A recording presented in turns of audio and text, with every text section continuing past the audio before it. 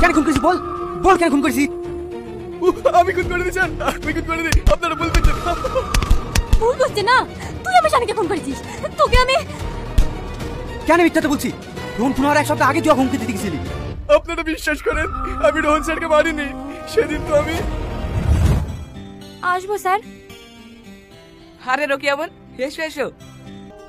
আমাদের মতন কত অসহায় মানুষের উপকার করেন আপনি, কিন্তু কোনোদিন বড়াই করেন না। দেখো, এটা একটা ফাউন্ডেশন, কোনো ব্যবসা না। গরিব মানুষদের উপকার করার জন্য এই জায়গাটা তৈরি করেছি আমি। কতটুকু গরিব মানুষের কাছে আর কতটুকু তোমার পকেটে যাই সব জানা আছে। একদম উল্টোপাল্টা কথা বলবি না। কথা বলি বা আমার কাজ কি? 5 লাখ টাকা ফেলো, কেটে পড়ছি। আমি তোদেরকে এক পয়সাও দেবো না। ভালোই ভালোই বলছি, টাকাটা দিয়ে দে, না হলে তো কে। আমি কোনোদিন অন্যায়কে প্রশ্রয় দিইনি আর দেবও না। বেরিয়ে যা এখান থেকে। কাজটা খুব খারাপ করলি রে।